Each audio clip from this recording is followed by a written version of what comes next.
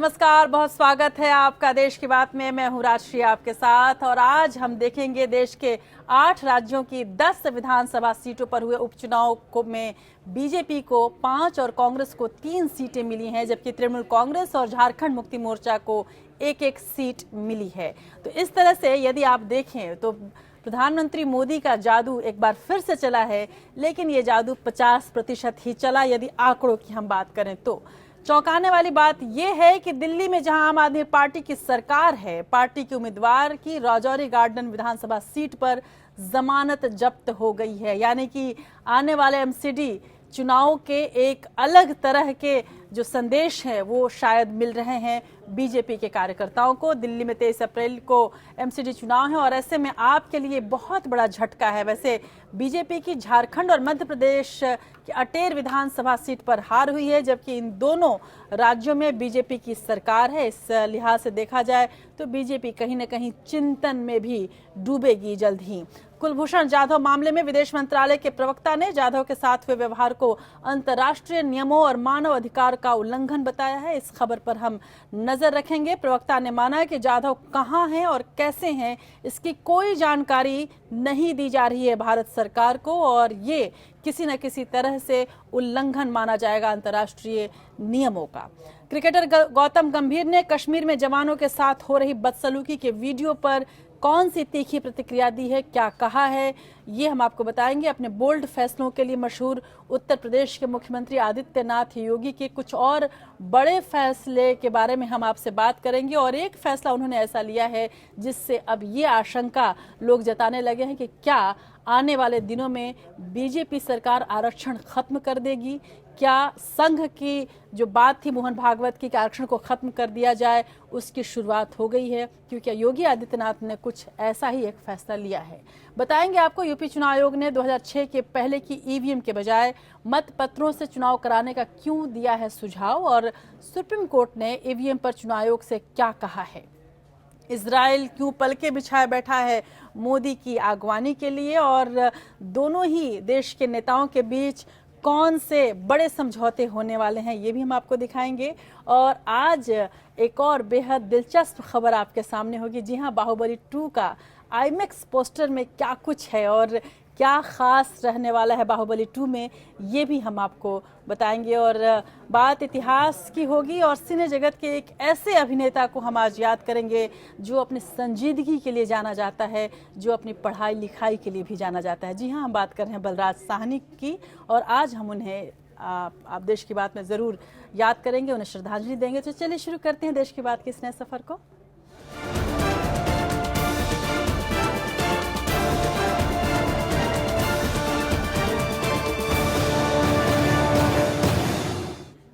बात चुनाव से करते हैं। देश भर में 10 सीटों पर हुए उपचुनाव में बीजेपी को सफलता मिली है। बीजेपी ने 10 में से 5 सीटों पर जीत दर्ज की है, जबकि कांग्रेस को 3 सीटें मिली हैं।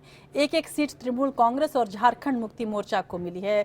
बीजेपी को देखा जाए तो एक लिहाज से काफ़ी खुशी की बात है, लेकिन वहीं पर कुछ निराशा भी है बीजेपी के अंदर, क्योंकि झारखंड और मध्य प्रदेश में जहां पर बीजेपी की सरकार है वहां पर ही बीजेपी हारी है। इसलिए चिंतन का दौर शुरू है, लेकिन 50% सफलता की खुशी भी कई जगह देखने को मिली।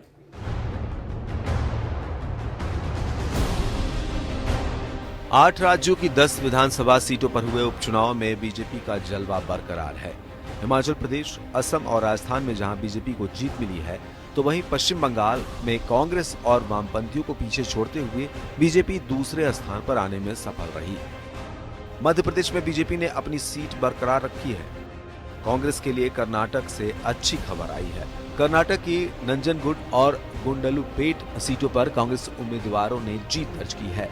यहाँ दोनों सीटों पर मिली हार बीजेपी के लिए बड़ा झटका है, खासकर जब अगले साल राज्य में विधानसभा चुनाव होने हैं। Our people are very, very intelligent. They will not be taken in by all these Mr. Narendra Modi, Mr. Amit Shah's, their dirty tricks and their false promises. We will give them a befitting reply, and the politics of the country will change from Karnataka. Almost all our important leaders together worked hard more than 23-24 days. And as you know very well, we have not won that seats in both the constituencies. and naturally this by-elections will be helpful to the ruling party. Rajasthan की Dholpur seat से BJP की शोभा रानी कुशवाहा ने कांग्रेस उम्मीदवार बनवारी लाल शर्मा को हराया। BJP शासित झारखंड की Littipara seat पर झारखंड मुक्ति मोर्चा के उम्मीदवार सिमोन मरांडी ने विजय दर्ज की। मध्य प्रदेश की बांधवगढ़ सीट पर बीजेपी उम्मीदवार शिव नारायण सिंह ने जीत दर्ज की।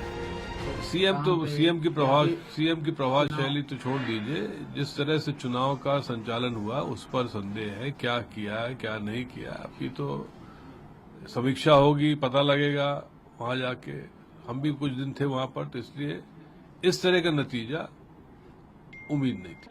देखिए, पहली बात ये कि कांग्रेस के साथी हों या जो और पार्टियों के, उन्हें अपनी हार की हताशा में अपने सर को ईवीएम पर फोड़ना नहीं चाहिए। उन्हें इस बात को समझ लेना चाहिए कि हार की हताशा जो है ईवीएम पर सर फोड़ने से ठीक नहीं होगी। उसके लिए उन्हें आत्मचिंतन करने की जरूरत है। असम में बड़ी जीत दर्ज करने वाली बीजेपी की हवा राज्य में अब भी बरकरार है। धेमाजी सीट से बीजेपी उम्मीदवार रानोज बेगू ने करीब 9000 वोटों के अंतर से जीत दर्ज की है। पश्चिम बंगाल की कांती दक्षिण सीट टीएमसी ने बरकरार रखी है। Bureau report APN.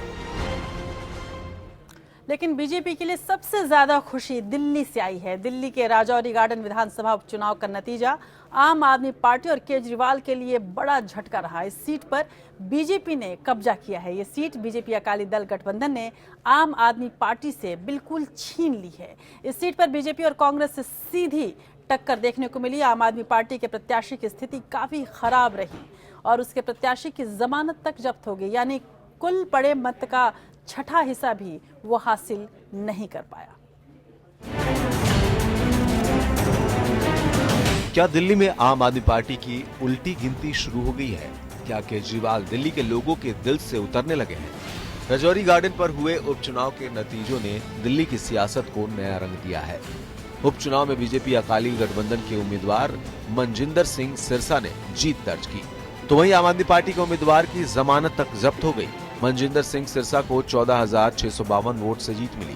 इस सीट पर कांग्रेस की उम्मीदवार दूसरे नंबर पर रही। इसका चुनाव का असर होगा। दिल्ली में 250 से ज्यादा सीटें हम जीतेंगे और फिर अरविंद केजरीवाल जी कहेंगे ईवीएम खराब है। अब अरविंद केजरीवाल जी के लिए जिंदगी भर ईवीएम खराब ही रहने वाली है। राजौरी गार्डन सीट पर हार के बाद केजरीवाल बैकफुट पर है। आपने इस सीट से विधायक रहे जरनैल सिंह को पंजाब भेजने के फैसले को लोगों की नाराजगी की वजह बताया, लेकिन विपक्ष ने इसे राजनीति में केजरीवाल की उल्टी गिनती की शुरुआत करार दिया। वहां पर जरनैल सिंह जी हमारे विधायक थे, उनके पंजाब जाने से जनता में नाराजगी थी। हमने काफी कोशिश की थी बात करने की, लोगों को समझाने की, लेकिन नतीजों से समझ में आ रहा है कि लोग माने नहीं, लोगों में नाराजगी कम नहीं हुई। राजौरी गार्डन सीट पर हुए उपचुनाव में बीजेपी अकाली गठबंधन के उम्मीदवार मनजिंदर सिरसा को 40,602 वोट यानी करीब 52% वोट मिले। वहीं दूसरे नंबर पर रही कांग्रेस की मीनाक्षी चंदीला को 25,950 यानी 33.23% वोट हासिल हुए। इस सीट पर जमानत भी नहीं बचा पाने वाले आप उम्मीदवार हरजीत सिंह को 10,243 वोट यानी 13.11% वोट हासिल हुआ। 9 अप्रैल को हुई वोटिंग में करीब 47% लोगों ने अपने वोट डाले थे। आम आदमी पार्टी को आत्मचिंतन करना चाहिए। ये लोग हमेशा निगेटिव बातें करेंगे। अब जा करके ये बैठ करके एक बार विचार करें कि इन्होंने जनता को कितना दुख दिया, जनता अब इनको दुख देगी और इनकी जमानत जब्त हो गई है। अभी भी आत्मचिंतन नहीं करेंगे तो कब करेंगे? 23 अप्रैल को दिल्ली में एमसीडी चुनाव है। माना जा रहा है कि इस नतीजे का सीधा असर अब इन चुनावों पर पड़ेगा। बीजेपी और कांग्रेस दोनों ही आम आदमी पार्टी के खिलाफ अब और जोर शोर से खड़ी होंगी। राजौरी गार्डन उपचुनाव के नतीजे आम आदमी पार्टी के लिए बुरा सपना तो साबित हुआ ही है। अब जनता के बीच उसकी विश्वसनीयता को लेकर भी सवाल उठने शुरू हो गए हैं। Bureau report APN. उधर 2015 के विधानसभा चुनाव में राजौरी गार्डन से आप के उम्मीदवार जरनैल सिंह चुनाव जीते थे। उन्हें कुल 54,916 वोट मिले थे। मनजिंदर सिंह सिरसा दूसरे नंबर पर रहे थे, उन्हें 44,880 वोट मिले थे। कांग्रेस की मीनाक्षी चंदीला तीसरे नंबर पर थी, उन्हें 14,167 वोट मिले थे। 2015 में आपके खाते में 46.55% बीजेपी को और 38.4% और साथ ही कांग्रेस को 12% वोट मिले थे। जरनैल सिंह की थोड़ी सी लालच बढ़ी और पंजाब चुनाव के लिए एक्टिव हो गए और इस सीट से उन्होंने इस सीट को छोड़ा और उसके बाद जब फिर से यहाँ पर चुनाव हुआ तो आपको मुंह की खानी पड़ी। दिल्ली के रजौरी गार्डन के उपचुनाव में आम आदमी पार्टी की जमानत जब्त होने से अरविंद केजरीवाल के कामकाज के तरीकों पर लगातार सवाल खड़े हो रहे हैं। आम आदमी पार्टी की सिर्फ हार ही नहीं हुई है बल्कि उसके वोट फीसदी में भी भारी गिरावट देखने को मिल रही है। राजौरी गार्डन का चुनाव नतीजा आम आदमी पार्टी और कांग्रेस की भावी राजनीति की दिशा की ओर संकेत भी कर रहा है और इन्हीं संकेतों से बीजेपी उत्साहित है। पानी आंख में भर लाया जा सकता है, अब भी जलता शहर बचाया जा सकता है। गलत नहीं कह रहे हैं आम आदमी पार्टी के नेता कुमार विश्वास, जो खुद अपना विश्वास तोड़े जाने से अंदर ही अंदर तकलीफ में हैं। लेकिन विश्वास तोड़ना अरविंद केजरीवाल की आदत में शुमार है और अब खबर ये है कि जनता ने उन पर विश्वास करना भी बंद कर दिया है। हालात ये हो गई कि आम आदमी पार्टी को 2015 के विधानसभा चुनाव में समर्थन करने वाले हर तीसरे मतदाता का मोह भंग हो गया। पिछली बार राजौरी गार्डन की विधानसभा सीट पर आपको 47% वोट मिले थे, जो घट करके अब सिर्फ और सिर्फ 13% रह गए हैं। वहीं बीजेपी को 38% से बढ़ करके 52% वोट मिले हैं। आम आदमी पार्टी का जन्म यूपीए सरकार की खराब कानून व्यवस्था और भ्रष्टाचार के खिलाफ खड़े किए गए अन्ना हजारे के आंदोलन के बाद हुआ था। अरविंद की छवि तब व्यवस्था से नाराज शिक्षित प्रशासनिक अधिकारी और युवा समाज सेवी की थी। अन्ना के कंधे पर चढ़कर केजरीवाल देश के शहरी युवाओं की आकांक्षा का प्रतीक बन गए और दिल्ली की सत्ता के शिखर पर बैठ गए। उसके बाद उन्होंने कालिदास की तरह उसी डाल को काटना शुरू कर दिया जिसकी मदद से वो सत्ता तक पहुंचे थे। उन्हें देश के बुद्धिजीवी वर्ग के कई नामचीन हस्तियों ने भी समर्थन दिया था, लेकिन सत्ता के गुरूर में सब कुछ कतरने का काम केजरीवाल ने शुरू किया। फिर प्रशांत भूषण, शांति भूषण, आनंद कुमार और योगेंद्र यादव सबको बाहर का दरवाजा दिखा दिया गया।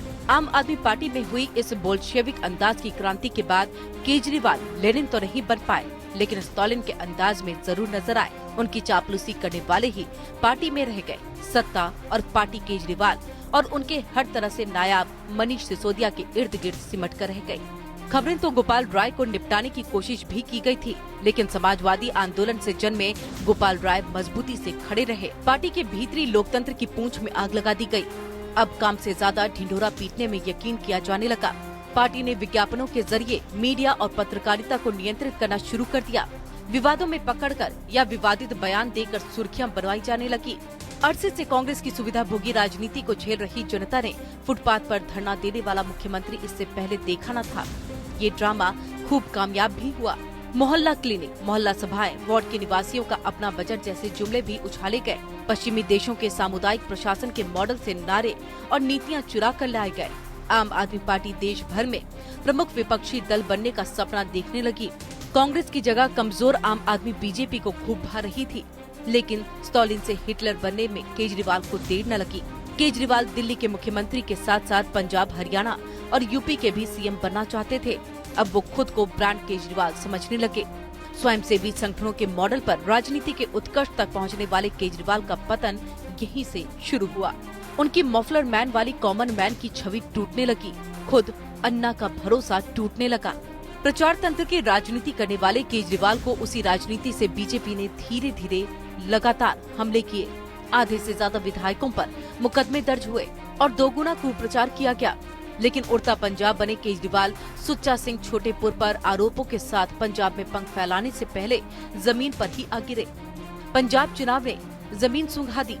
गोवा की जनता ने भी दरियादिली नहीं दिखाई और दरिया में फेंक दिया। तीसरा झटका राजौरी गार्डन के उपचुनाव के नतीजों से मिला है। आने वाले एमसीडी चुनाव में आम आदमी पार्टी का मुस्तकबिल अभी से नजर आ रहा है। नतीजे ने मुर्दा पड़ी कांग्रेस में प्राण फूंक दिए हैं। लेकिन बड़ा सवाल ये है कि देश की जनता ने जयप्रकाश नारायण के बाद विश्वनाथ प्रताप सिंह और फिर हाल में अरविंद केजरीवाल से बदलाव की उम्मीद की थी। लेकिन मेलोड्रामा के महानायक केजरीवाल ने जनता की परिवर्तन की चाह, उत्साह और विश्वास की जिस तरह से हत्या की है, उससे साफ है कि किसी सच्चे नेता और उसके जन आंदोलन पर आगे कोई भरोसा नहीं करेगा।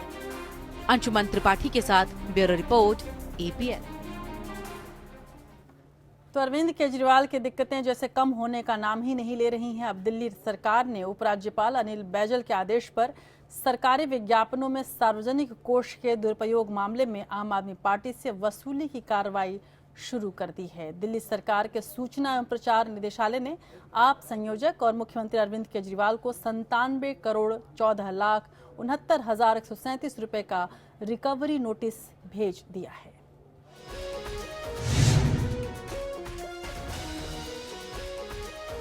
देश में ऐसा पहली बार हुआ जब किसी मुख्यमंत्री को उसी के सरकारी विभाग ने पैसा देने के लिए रिकवरी नोटिस जारी किया है। विभाग ने दिल्ली प्रदेश कांग्रेस अध्यक्ष अजय माकन की ओर से दायर याचिका पर हाई कोर्ट में फैसले का हवाला देते हुए ये कार्रवाई की है। आरोप है कि केजरीवाल सरकार ने सुप्रीम कोर्ट की तरफ से निर्धारित विज्ञापन नीति का उल्लंघन किया। अदालत के अगस्त 2016 के आदेश पर उपराज्यपाल ने विज्ञापन नीति का पालन सुनिश्चित करने के लिए सुप्रीम कोर्ट की तरफ से गठित 3 सदस्यीय निगरानी समिति को जांच में गलत पाए गए विज्ञापनों पर खर्च की गई राशि का आकलन करने को कहा था। समिति ने 16 सितंबर 2016 को अपनी रिपोर्ट सौंपी थी, जिसमें केजरीवाल सरकार को दिल्ली से बाहर संचार माध्यमों में विज्ञापन जारी करने, विज्ञापनों में आपका जिक्र करने, अन्य राज्यों की घटनाओं पर मुख्यमंत्री के विचारों के विज्ञापन जारी करने और सरकारी विज्ञापनों में विपक्ष पर निशाना साधने का दोषी पाया गया। इन चारों श्रेणियों के विज्ञापनों पर 97 करोड़ 14,69,137 रुपए के व्यय की बात कही गई है।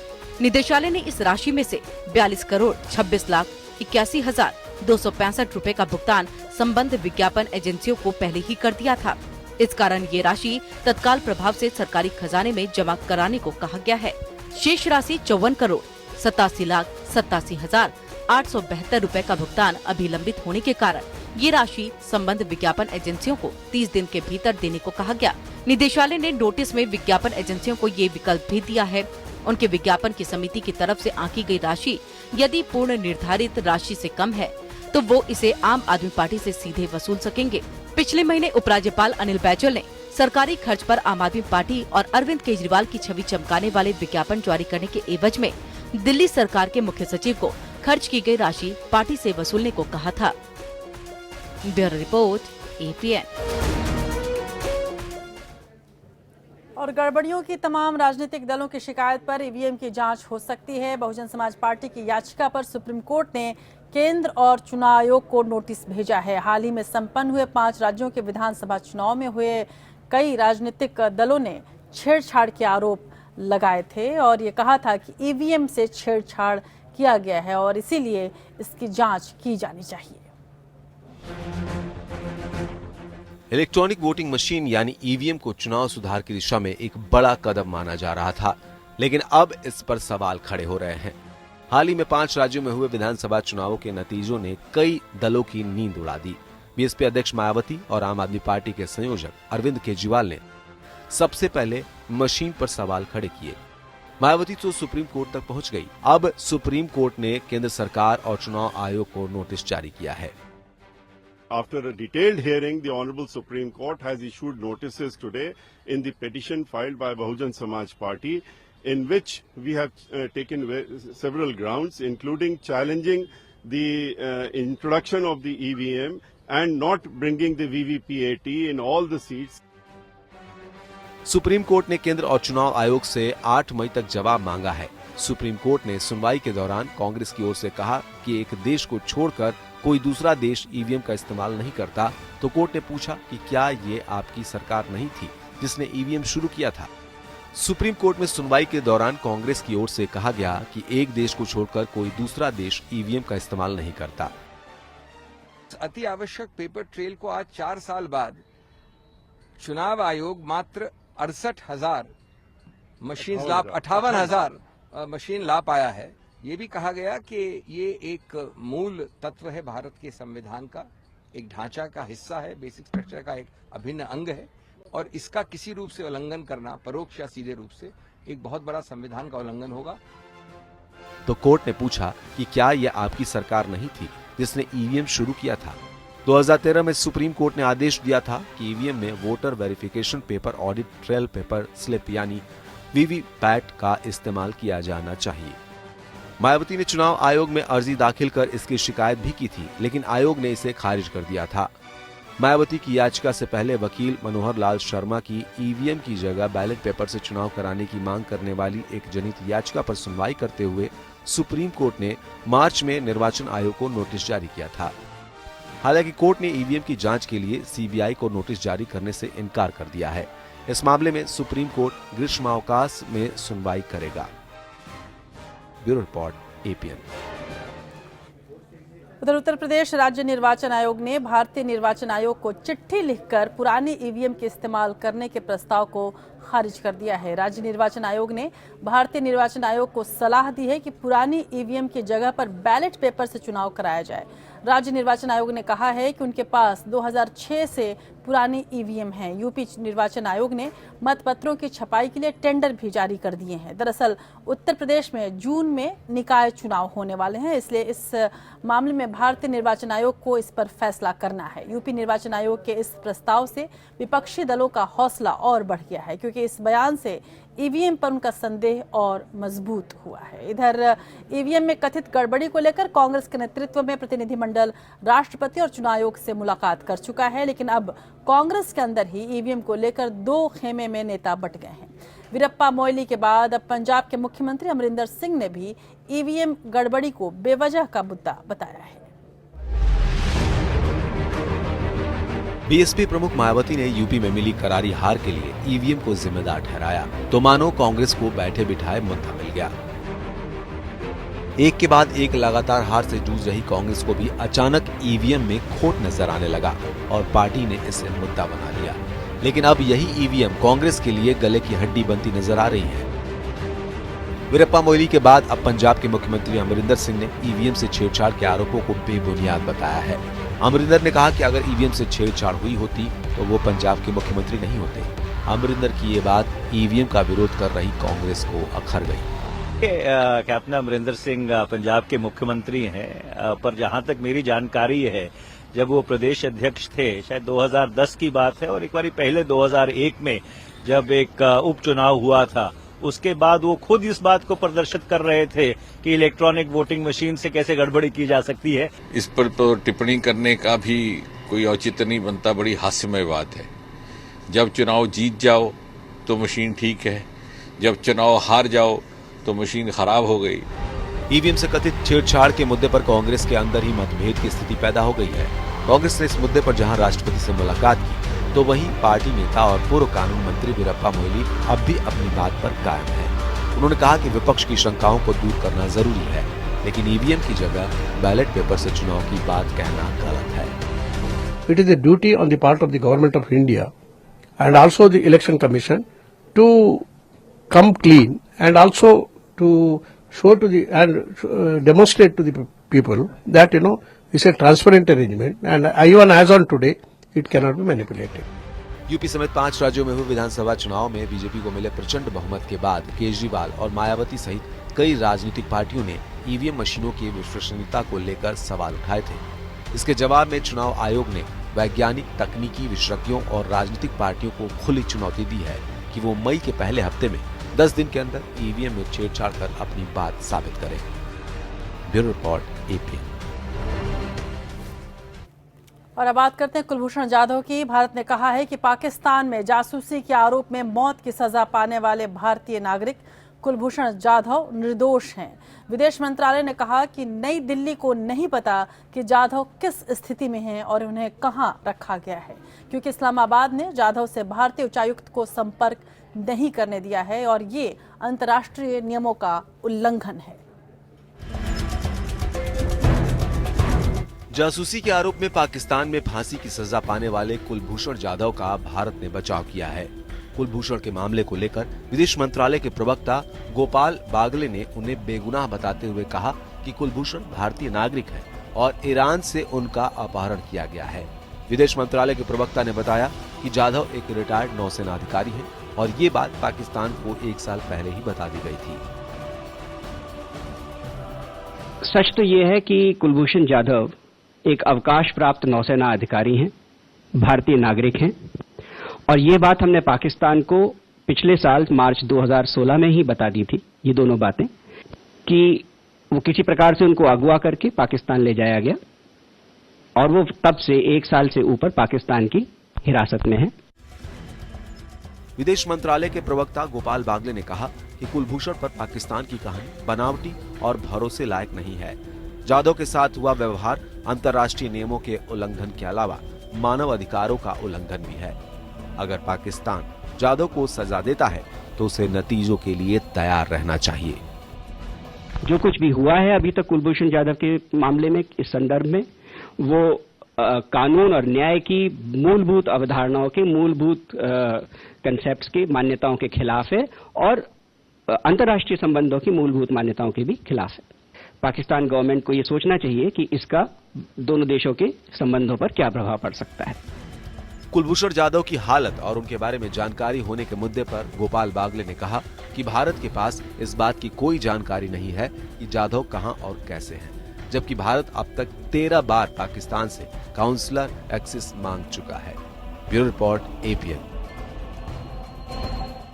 और पाकिस्तान में कुलभूषण जाधव को फांसी देने को लेकर देश भर में गुस्सा है। सरकार और जनता अपने अपने तरीके से अपने विरोध का इजहार लगातार कर रहे हैं। इन सब के बीच ऑल इंडिया रेडियो यानी AIR ने भी मोर्चा संभाला है। AIR का विदेश सेवा प्रभाग हर दिन 7 कार्यक्रमों का प्रसारण करता है। ये कार्यक्रम पाकिस्तान और अफगानिस्तान में श्रोताओं को ध्यान में रखकर प्रसारित किए जाते हैं। ये प्रसारण पश्तो, बलूची, पंजाबी, उर्दू, सिंधी और सराइकी सहित 6 भाषाओं में होते हैं। पाकिस्तान में श्रोताओं के लिए ऑल इंडिया रेडियो की विशेष सेवाओं में कुलभूषण जाधव के मामले पर जोर दिया जा रहा है। लोगों को ये समझाया जा रहा है कि जो सफर में हो उसका कत्ल करना इस्लाम में गुनाह होता है और मुसाफिर के साथ अल्लाह की हमदर्दी होती है। पाकिस्तान के सिंध, पंजाब और बलूच इलाकों में भी AIR के श्रोताओं की काफी संख्या है। जाधव पर केंद्रित रेडियो बुलेटिन्स भारत के कूटनीतिक कदम का हिस्सा है और एक बेहद महत्वपूर्ण कदम भी है।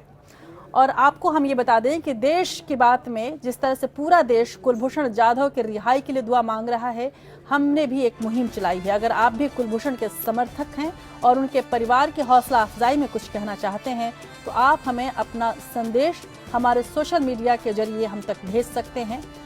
हमारा तरीका है #JusticeForJadhav। ये हमारा वो लिंक है जिस पर आप ट्वीट करके APN न्यूज इंडिया, जो कि हमारा ट्विटर हैंडल है, यहाँ पर #JusticeForJadhav लिखकर आप अपना संदेश हम तक भेजें।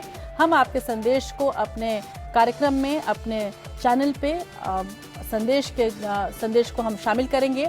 हमारा व्हाट्सएप नंबर भी है जहां आप वीडियो संदेश अपने भेज सकते हैं। हमारा व्हाट्सएप नंबर है 9643106027 और हमारा फेसबुक पेज है APN न्यूज इंडिया, यहाँ पर भी आप अपनी प्रतिक्रिया लिख सकते हैं। ईमेल के द्वारा जुड़ने के लिए contact@apnlive.com पर आप आएँ और हमें ईमेल भी कर सकते हैं। और जैसा कि हमने आपको बताया कि ट्विटर पर अपनी प्रतिक्रिया देने के लिए आपको लिखना है #JusticeForJadhav और हमारे ट्विटर पेज को आप फॉलो करें। APN न्यूज इंडिया ये हमारा ट्विटर पेज है और यहाँ पर आप #JusticeForJadhav लिखकर अपना संदेश हमें भेजें। और अपने स्पेशल सेगमेंट सुनिए सरकार के तहत APN ऐसे मुद्दे उठाता है जो देश हित और विकास से जुड़े होते हैं। इसी कड़ी में आज हम बात करेंगे सेना को दिए जाने वाले सम्मान की।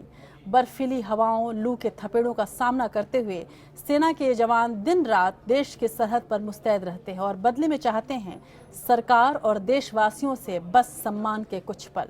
तो देखिए हमारी एक खास पेशकश, सुनिए सरकार।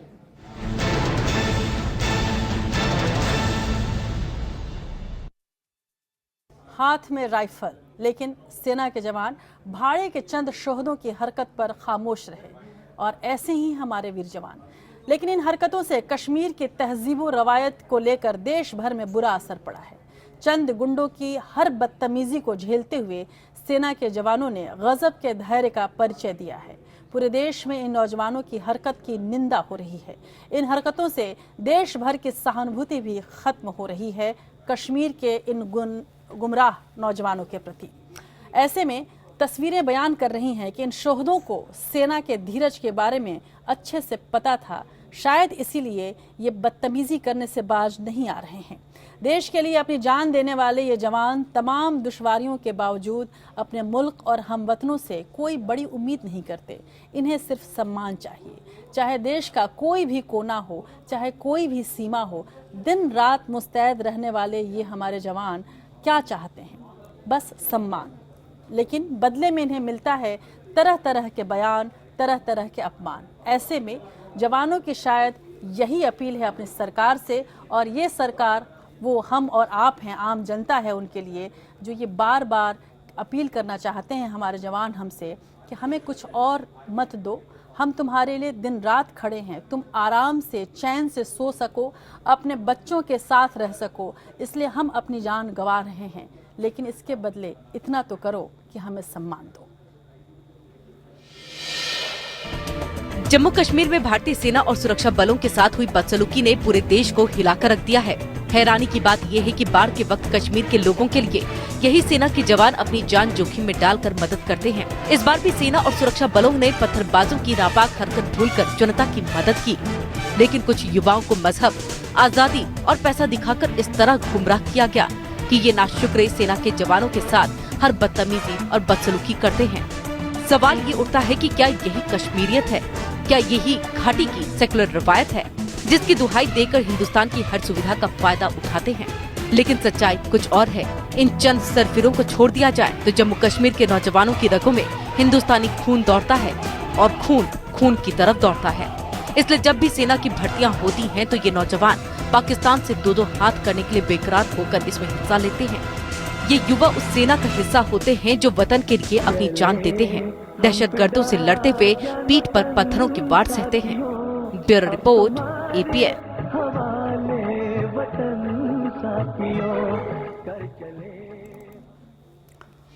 तो जवानों की ये तस्वीर जाहिर सी बात है कि हमको ये सोचने पर मजबूर करती है कि आखिर हम अपने जवानों के प्रति कितना सम्मान रखते हैं। और अब ये वक्त वो है जहां सिर्फ कहने से नहीं होगा, अब हमें कुछ करना भी होगा। अपने जवानों के प्रति, अपने शहीदों के प्रति सम्मान की भावना भी रखनी होगी और अपनी नई पीढ़ी को सिखाना भी होगा, चाहे राज्य कोई हो, शहर कोई हो, देश कोई हो। हमें ये बताना पड़ेगा कि हमारे जवान ही हमारे लिए सब कुछ हैं, क्योंकि वो हैं तो हम हैं। जवानों की जब बात हो रही है तो हम दो तस्वीरें भी आपको जल्द दिखाना चाहेंगे। इसमें एक तस्वीर हमारे भारत की है जो लगातार आप देख रहे हैं, कश्मीर की तस्वीर, जिसमें आप देख रहे हैं कि किस तरह से वहाँ के एक भटके हुए जवान और भाड़े पर आए हुए नौजवान हमारे ही सेना के जवानों को परेशान कर रहे हैं, उनके साथ बदसलूकी कर रहे हैं। वहीं पर कुछ तस्वीरें बाहर की हैं, खासकर अमेरिका की है, जहां पर सेना के जवान जब चलते हैं तो वहां आम जनता खड़ी होकर उनका स्वागत कर रही है। जब वो गुजर रहे हैं तो पूरी की पूरी जनता वहां पर उनका स्वागत कर रही है। इन तस्वीरों को दिखाना इसलिए भी ज़रूरी है ताकि हम और आप ये समझ सकें कि हम बहुत सारे मामलों में ये चाहते हैं कि हम अन्य देशों की तरह, विकसित देशों की तरह हो जाएं, हम अमेरिका हो जाए, हम रूस की तरह से विकास कर लें, हम जापान की तरह से विकास कर लें, हम चीन की तरह से सबसे आगे हो जाएं। लेकिन वहीं पर ये बदसलूकी क्या वाकई हमें आगे होने देगी? जब हमारे सरहद ही सुरक्षित नहीं होंगे, जब हमारे जवानों का ही इतना अपमान होगा, तो आखिर हम किस विकास की बात कर रहे हैं, किस देश की बात कर रहे हैं? आप ये दो तस्वीरें देखिए। Okay, this is Kevin from our Philippine adventure. We have a little surprise for an American soldier coming home from Afghanistan. His family is here to meet him. He doesn't expect him to be here, so this should be a nice Christmas video. लड़ने वाले अमेरिकी जवान वापस आ रहे हैं airport पर, और उसके बाद एयरपोर्ट पे हर शख्स खड़ा होकर उनका स्वागत कर रहा है, तालियों से स्वागत करेगा। आप इन तस्वीरों में देख सकते हैं अमेरिका में ये घटना हुई जब अफ़गानिस्तान से जवान तमाम आए और उसके बाद सभी लोग वहाँ पर खड़े होकर उन्होंने स्वागत किया है अपने सैनिकों का पूरे सम्मान के साथ और तालियों के गड़गड़ाहट के साथ। और लोग इंतज़ार करते रहे कि कब ये जवान बाहर निकलेंगे, एक के बाद एक तमाम यात्री निकलते रहे और सबकी नज़रें ढूंढती रहीं कि कब हमारे जवान बाहर निकलेंगे, और ताकि दरअसल उत्सव का माहौल तब बनेगा। दूसरी तस्वीर, आप एक तस्वीर में देखेंगे कि जल्द ही अमेरिकी जवान बाहर निकलेंगे और उसके बाद उनका सम्मान होगा तालियों के साथ। और दूसरी तस्वीर में आप लगातार देख रहे हैं कि श्रीनगर में क्या हाल हुआ हमारे जवानों का, किस तरह से हमारे जवानों को अपमानित किया गया, उनके साथ बदसलूकी की गई। और ये दो तस्वीरें दिखाना बेहद ज़रूरी है। दोनों ही तस्वीरें सोशल मीडिया पर हैं, लगातार वायरल हो रही हैं और इन दोनों तस्वीरों की तुलना भी आप कर सकते हैं और लगातार रिएक्शंस इन तस्वीरों पर मिल रहे हैं और लगातार लोग इन तस्वीरों को ट्वीट भी कर रहे हैं और ये सिखाने की कोशिश कर रहे हैं कि आखिर हम अपने देश को कहाँ ले जाना चाहते हैं और किस तरह की स्थिति हम पैदा कर चुके हैं अपने सेना के लिए, अपने जवानों के लिए।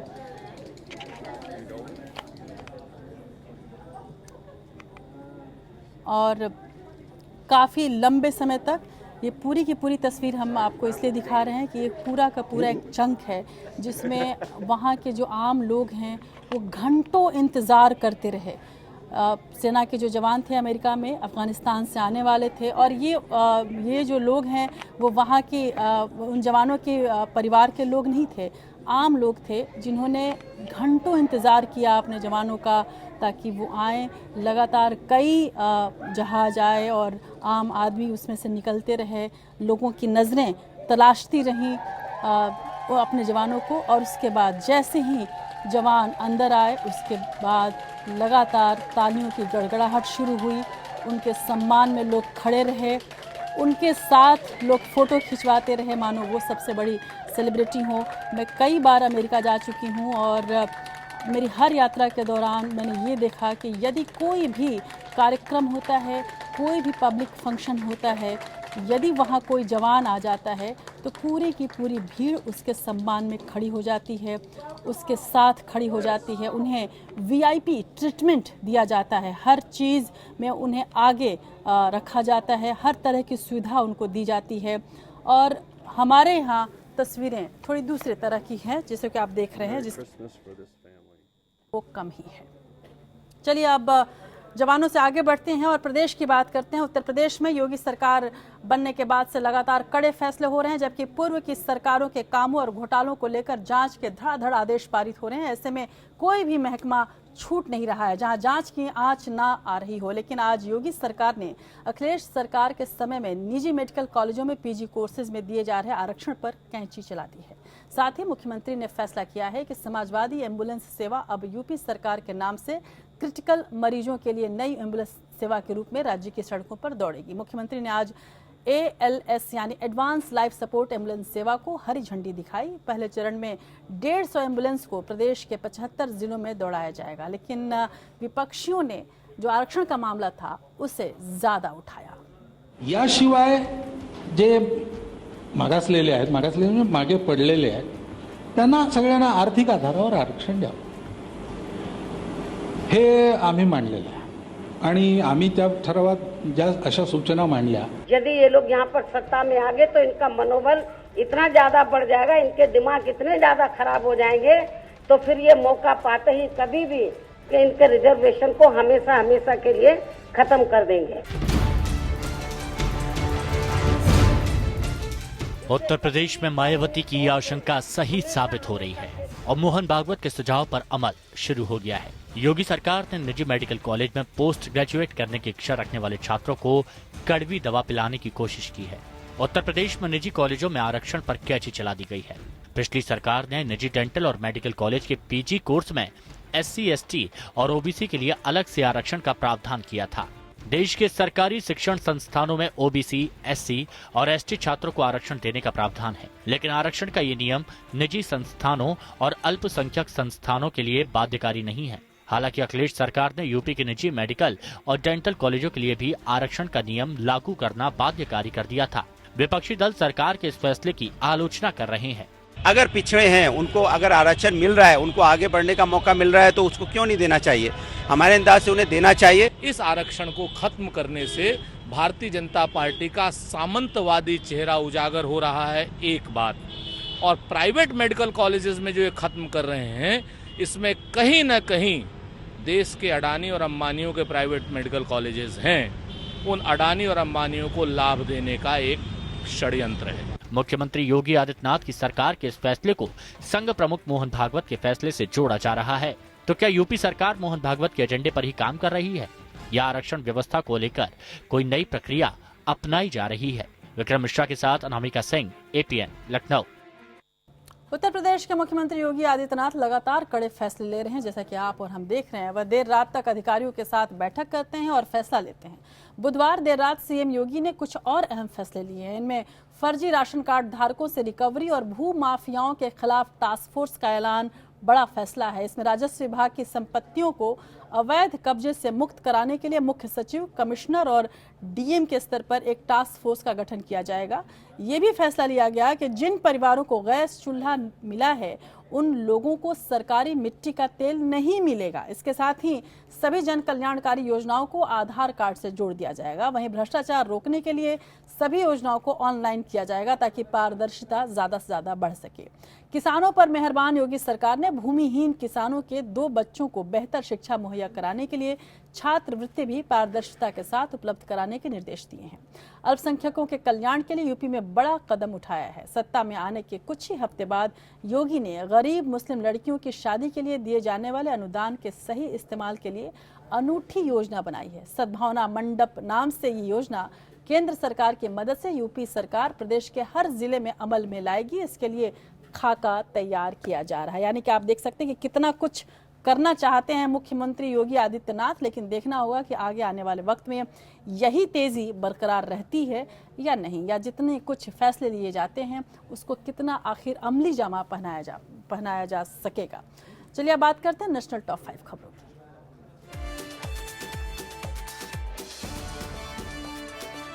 पीएम मोदी ने आईएमसी की महिला शाखा के 50 साल पूरे होने पर वीडियो कॉन्फ्रेंसिंग के जरिए संबोधन किया।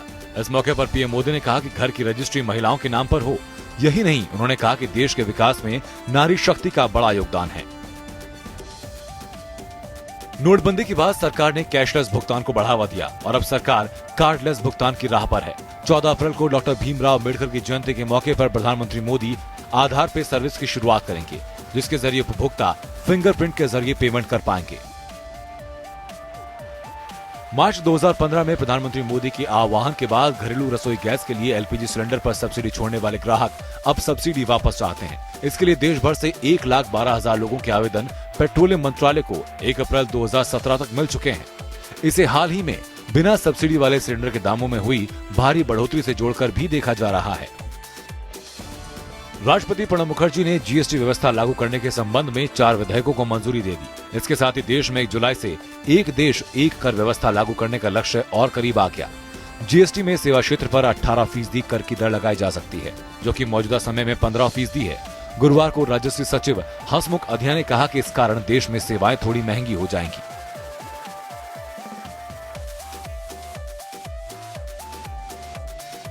सीबीएसई की 12वीं कक्षा के फिजिकल एजुकेशन की किताब में पढ़ाया जा रहा है कि जिन लड़कियों की फिगर 36, 24, 36 होती है वो सबसे अच्छी होती हैं। चौंकिए मत, ये सच्चाई है। किताब में ये भी बताया गया है कि यही कारण है कि मिस यूनिवर्स और मिस वर्ल्ड जैसी प्रतियोगिताओं में बॉडी फिगर पर बहुत ध्यान दिया जाता है। मामला गरमाने के बाद सरकार और सीबीएसई ने मामले पर सफाई दी है। जाहिर सी बात है कि इस पर एक नई बहस शुरू हो गई है। सीबीएसई की 12वीं क्लास की शारीरिक शिक्षा की किताब में छात्रों को महिलाओं के फिगर के बारे में पढ़ाया जा रहा है। किताब में लिखा है कि जिन लड़कियों का फिगर 36, 24, 36 होता है वो सबसे बेस्ट होती हैं। दरअसल किताब में एक पुरुष और महिला की फिटनेस के मानकों के बारे में बताया गया। इसमें एक सवाल है कि किस शेप की महिलाएं सबसे बेस्ट होती हैं। इस सवाल के जवाब में किताब ने महिलाओं की फिगर का जिक्र किया है। इतना ही नहीं, किताब में इस बात को समझाने के लिए मिस वर्ल्ड और मिस यूनिवर्स जैसी प्रतियोगिताओं में हिस्सा लेने वाली मॉडल्स का भी उदाहरण दिया गया। कहा गया कि अगर वो ऐसा फिगर चाहते हैं तो कसरत करें। एक बहुत ही महिलाओं के लिए जो कभी उल्लेख नहीं करना चाहिए, अगर ऐसा उल्लेख है तो इसका हमने गंभीर संज्ञान लिया है। ये एनसीईआरटी की किताब नहीं है, ना कि एनसीएफ कंप्लायंट कोई बुक है। ये प्राइवेट पब्लिशर्स की किताब है और इस पर जरूर सारी कार्रवाई की जाएगी। इस प्रकरण पर विवाद बढ़ने के बाद सीबीएसई ने इस किताब से खुद को अलग कर लिया है। बोर्ड ने सफाई देते हुए कहा कि ये किताब निजी प्रकाशन की है और सीबीएसई अपने संबद्ध स्कूलों से किसी भी निजी प्रकाशक की किताबें पढ़ाने को नहीं कहता है। सरकार ने पूरे विवाद पर सफाई दी। हम सीबीएसई के स्कूलों को कह रहे हैं कि आप प्राइवेट पब्लिशर को फायदे के लालच में मत लाइए। एनसीईआरटी की किताबें अच्छी होगी और पूरी पर्याप्त संख्या में मिलेगी। मैं इस साल से इसकी योजना कर रहा हूँ। दरअसल सीबीएसई के पास निजी प्रकाशकों की किताबों पर नियंत्रण का कोई तंत्र नहीं है। साथ ही ऐसी किताबों को लागू करने या उनकी सिफारिश का अधिकार भी नहीं।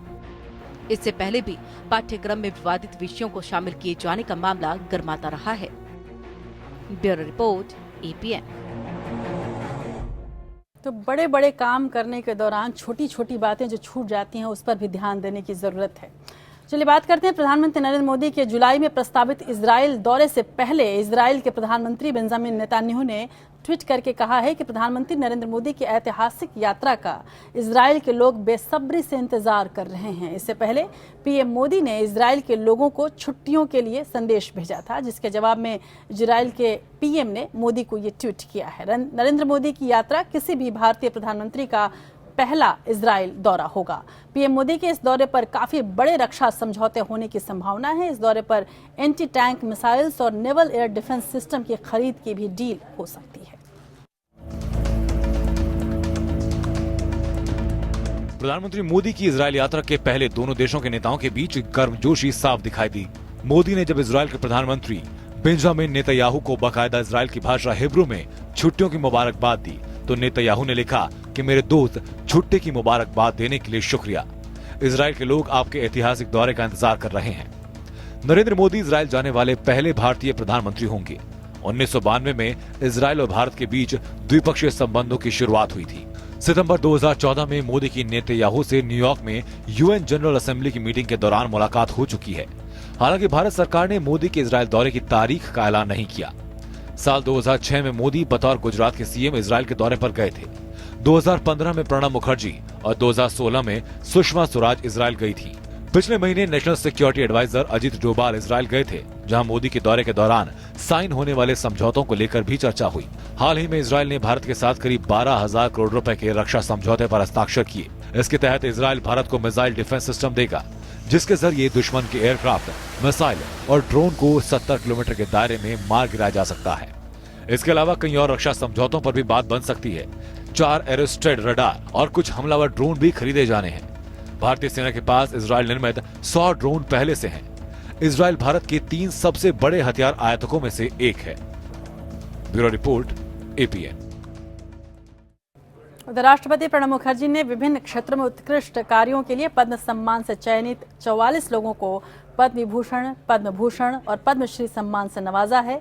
इस साल पद्म पुरस्कारों के लिए जनवरी में चयनित लोगों में 7 पद्म विभूषण, 7 पद्म भूषण और 75 पद्मश्री सम्मान के लिए चुने गए हैं। राष्ट्रपति भवन में आयोजित समारोह में राष्ट्रपति प्रणब मुखर्जी ने अलग अलग क्षेत्रों में कई हस्तियों को पद्म पुरस्कारों से सम्मानित किया। सार्वजनिक जीवन में उल्लेखनीय योगदान के लिए वरिष्ठ राजनेता मुरली मनोहर जोशी और शरद पवार को पद्म विभूषण से सम्मानित किया गया, जबकि इसी श्रेणी में पीएस संगमा और सुंदरलाल पटवा को मरणोपरांत पद्म भूषण से नवाजा गया।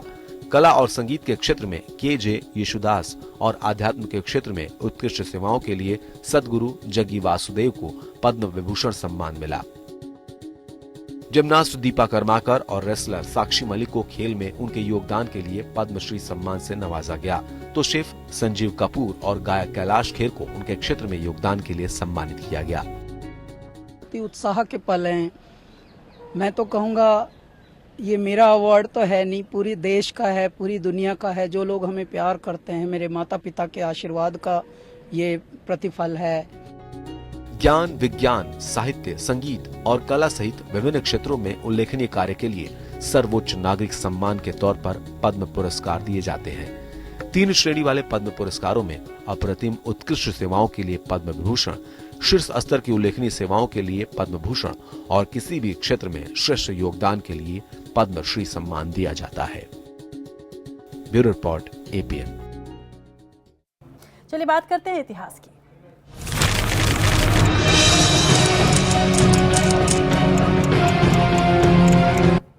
तेरह अप्रैल 1699 सिखों के 10वें गुरु गोविंद सिंह ने खालसा पंथ की स्थापना की थी।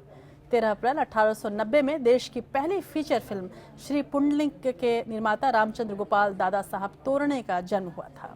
और 13 अप्रैल 1919 में अंग्रेजों के अत्याचारों की पराकाष्ठा का सूचक जालियांवाला बाग हत्याकांड को अंजाम दिया गया था। अंग्रेज जनरल डायर के आदेश पर हजारों लोगों का कत्लेआम हुआ था। 13 अप्रैल 1984 में कश्मीर में सियाचिन ग्लेशियर पर कब्जे के लिए भारतीय सेना ने ऑपरेशन मेघदूत शुरू किया था। 13 अप्रैल 1980 में रूस से तनातनी के चलते अमेरिका ने मॉस्को में हो रहे ग्रीष्मकालीन ओलंपिक खेलों का बहिष्कार कर दिया था। और आज बात करेंगे बलराज साहनी की, जिन्होंने 13 अप्रैल को ही दुनिया से विदा ले ली थी। आज के दौर में भी हम लोग 2 बीघा जमीन और काबुलीवाला जैसी फिल्मों में उनके अभिनय के लिए उन्हें याद करते हैं। उनका असली नाम युधिष्ठिर साहनी था। गांधी जी के साथ काम करने के बाद वो बीबीसी के पत्रकार भी रहे तो एक्टिविस्ट भी। 1962 में अटल बिहारी वाजपेयी के खिलाफ प्रचार भी उन्होंने किया था और जेल भी गए थे। बलराज साहनी को एक क्रांतिकारी कलाकार के रूप में जाना जाता है। बलराज साहनी ने रंगमंच से ही अभिनय की शुरुआत की थी। बेहद देरी से वो फिल्मों की दुनिया में आए, लेकिन बहुत कम समय में उन्होंने सभी के दिलों में अपनी जगह बना ली। मशहूर रंगमंच इप्टा के साथ उन्होंने काम किया था। इप्टा की बनाई फिल्म धरती के लाल के साथ ही उन्होंने फिल्मी दुनिया में कदम भी रखा था। अंग्रेजी के प्रोफेसर थे बलराज साहनी, जिन्होंने अपने 25 साल के फिल्मी करियर में 125 फिल्मों में काम किया। उनकी गर्म हवा, हकीकत, 2 रास्ते भी काफ़ी सराही गईं और ऐसी शायद ही कोई फिल्म थी जिसमें बलराज साहनी के यदि आप अभिनय को देखें तो उसका लोहा न माने। बलराज साहनी की कुछ यादों के साथ अभी छोड़ जाते हैं आपको। देश की बात में बस इतना ही। नमस्कार।